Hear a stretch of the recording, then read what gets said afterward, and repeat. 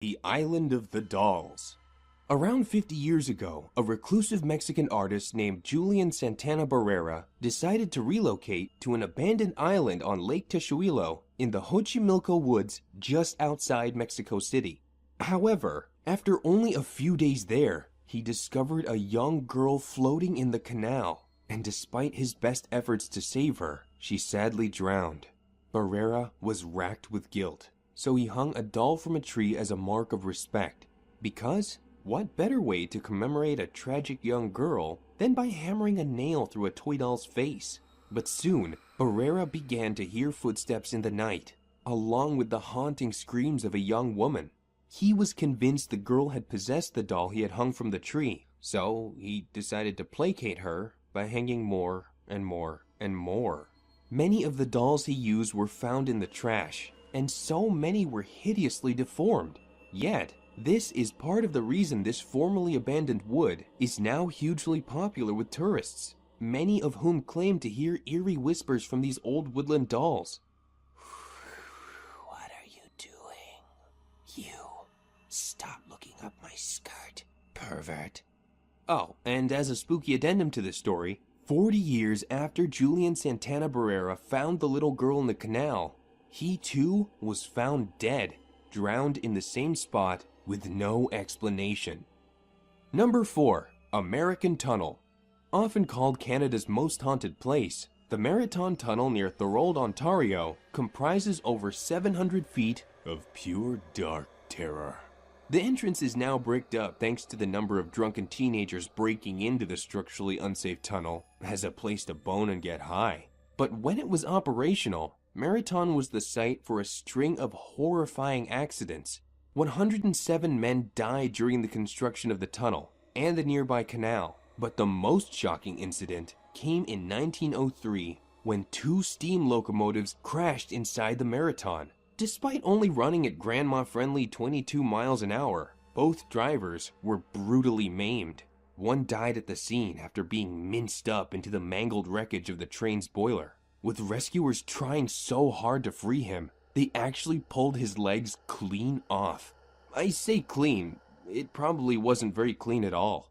The other driver suffered 90% burns and died later in hospital. It is said that both their spirits haunt the tunnel to this very day. Would you want to get drunk and frisky in a place like that?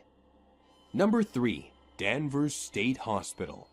The only place creepier than ghosts are crazy people ghosts. I'm not sure why that's worse, it just is. But if you want to test this for yourself, then the remains of Danvers State Hospital would be a good place to start.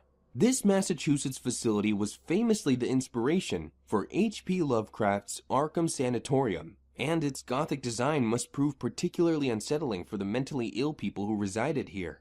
In the 1940s, it had over 2,500 patients, but with staff numbers lacking, many of these poor afflicted people became neglected, with countless incidents recorded of patients dying and not being found until days or even weeks later. With its endlessly long hallways and confusing layout and suited to redevelopment, much of the complex was demolished in the early 2000s to make way for apartments. But some buildings do still remain, as does the cemetery, and many of the facility's underground tunnels. So, if you're looking for a condo replete with undiscovered corpses, Danvers State Hospital is the place for you. Number 2. Chateau Miranda. Also known as Miranda Castle, you may recognize this 19th century neo-Gothic construction from NBC's Hannibal series. The castle is now privately owned and remains empty aside from the occasional trespassers. But during its lifetime, it has had some rather interesting occupants. Chateau Miranda was built in 1866 for the leader Kirk de Beaufort family after their former home became unsafe due to the French Revolution. Fast forward 80 years, and one of the most brutal conflicts of the Second World War took place around here, with the Battle of the Bulge leaving dead soldiers from both sides strewn around its grounds. The castle was occupied by the Nazis during this time, but after the war, the Third Reich gave way to 3-year-olds, as the building was transformed into an orphanage and holiday camp for sickly young children. The castle has been abandoned since 1991, with the owners claiming high maintenance costs have put prospective buyers off. But even if the castle was given away for free, it's gonna be a tough sell when your place is haunted by French dudes, not seasoned orphans. And finally, number 1, Pripyat. The site of the Chernobyl meltdown in 1986 has to be on this list, just for the sheer number of weird things seen by those who have dared to venture back.